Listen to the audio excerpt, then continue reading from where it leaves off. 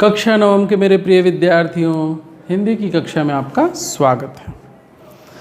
जैसा कि आप लोग जानते हैं, आप लोग का असेसमेंट होने वाला है और मैंने उसका जो सिलेबस है आपके ई पोर्टल पर अपलोड कर दिया है। वहाँ से आप लोग देख लीजिएगा कि किस या कौन कौन से पाठों से प्रश्न पूछे जाएंगे।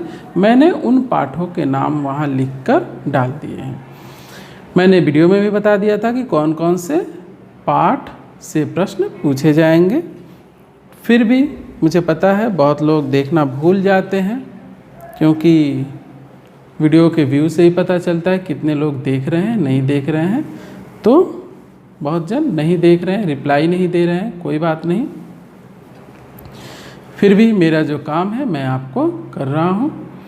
मैं पुनः आप लोग को बता दे रहा हूँ कि जिन पाठों से प्रश्न पूछे जाएंगे, जो हमारे पाठ हैं, मैंने बताया था कि क्षितिज भाग 1 से आप लोगों को कबीर दास द्वारा रचित साखियाँ एवं शब्द का पहला पद, आपके वहाँ 2 पद दिए हुए हैं, पहला पद ही पढ़ना है।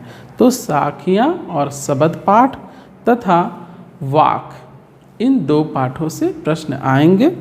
इसके साथ साथ 2 बैलों की कथा से प्रश्न पूछे जाएंगे। और व्याकरण में आप लोग को उपसर्ग, प्रत्यय और समास, इन 3 पाठों से प्रश्न पूछे जाएंगे। तो आप लोग इसकी तैयारी कर लीजिएगा।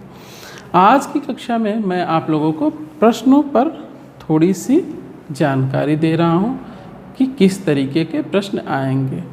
आप लोगों को बहुविकल्पीय प्रश्न पूछे जाएंगे, अर्थात MCQ, मल्टीपल चॉइस क्वेश्चन रहेंगे। वहाँ आप लोग को सही उत्तर चुनना है। अब किस तरीके के प्रश्न आ सकते हैं? जैसे 2 बैलों की कथा जो पाठ है, उसके लेखक और कवि का नाम अवश्य याद कर लीजिएगा। जैसे 2 बैलों की कथा पाठ के लेखक का नाम क्या है?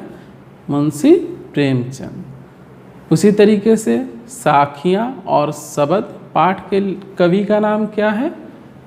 कबीर दास।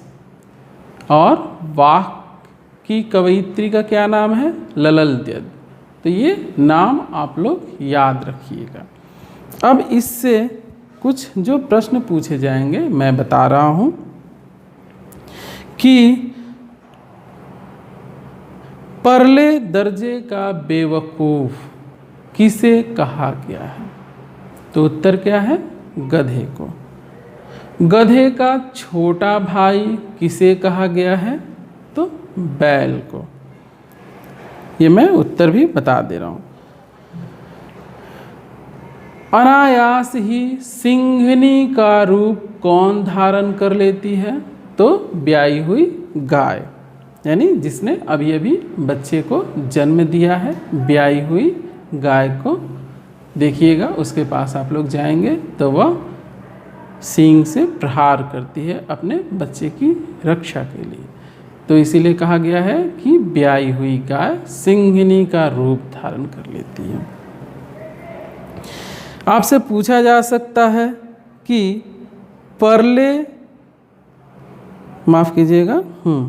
पूछा जा सकता है कि बैलों को कौन ले गया?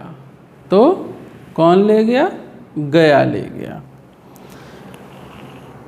बैलों को, अर्थात जो हीरा मोती थे, बैलों को कहाँ बंद करके रखा गया था? तो आप लोग को पता है कहाँ? कांजी हाउस में। बैलों को किसने बड़े अच्छे से ठोक पीट कर देखकर खरीदा? तो एक कसाई ने। बैलों को रोटी किसने खिलाई? तो छोटी बच्ची ने। तो इस तरीके के आप लोगों के यहाँ प्रश्न पूछे जाएंगे। बड़े ही, आप लोग अगर इसको पाठ को पूरा पढ़ लेंगे तो कोई दिक्कत नहीं होगी। वैसे भी ये पाठ पढ़ाया जा चुका है, समझाया जा चुका है। तो आप लोग याद रखेंगे तो उत्तर आसानी से दे सकेंगे। अब मैं चला जा रहा हूँ कविता खंड में। तो यहाँ पूछा जा सकता है कि मानसरोवर किसका प्रतीक है? तो किसका प्रतीक है? पवित्र मन का। पूछा जा सकता है हंस किसका प्रतीक है? तो जीवात्मा का। पूछा जा सकता है प्रेमी किसको ढूंढ रहा है? तो सच्चे भक्त को या प्रेमी को। किस तरह के हाथी पर सवारी करने की बात कवि कर रहे हैं? तो ज्ञान रूपी हाथी की सवारी करने की बात कर रहे हैं कवि।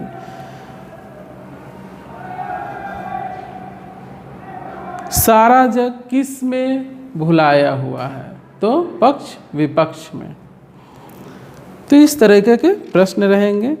ईश्वर कहाँ निवास करते हैं? तो सब श्वासों की श्वास में।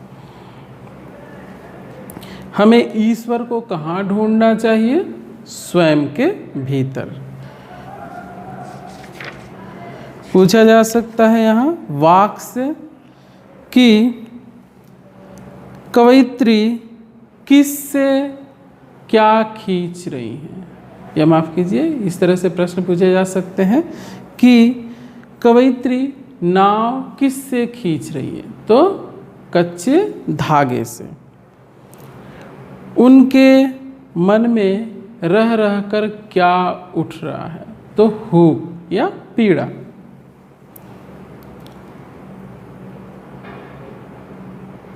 पूछा जा सकता है कि कवयित्री क्या बनने की बात कर रही हैं? तो संभावी बनने की बात कर रही हैं।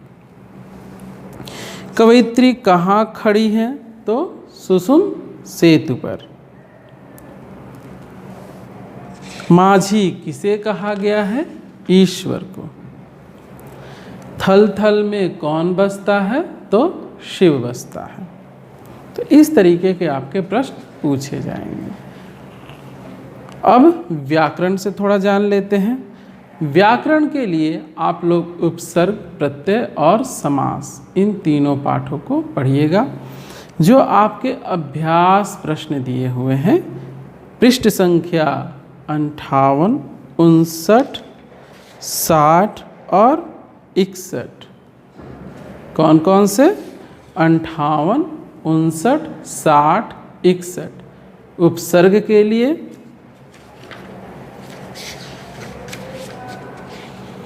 64, माफ़ कीजिएगा 64 छोड़ दीजिएगा, 65, 66, 67 और 68। कौन कौन से? 65, 66, 67 और 68 प्रत्यय के लिए पढ़िएगा।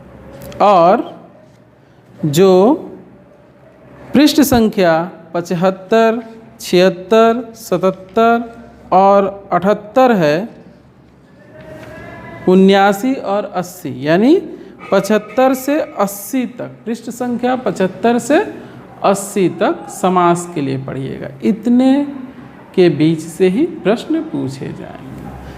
वैसे भी विपिन सर ने आप लोगों को ये सारे पाठ पढ़ा दिए हैं, समझा दिए हैं और इसके अभ्यास भी ई पोर्टल पर अपलोड कर दिए गए हैं। तो आप लोग कोई भी समस्या हो आप मुझसे या सर से पूछ लीजिएगा ई पोर्टल पर चैट के माध्यम से। मैं या सर दोनों ही आपकी मदद के लिए सदैव तत्पर हैं। तो कोई भी समस्या हो तो पूछिएगा अवश्य। मिलते हैं अगली कक्षा में और पढ़ते हैं हमारा अगला पाठ।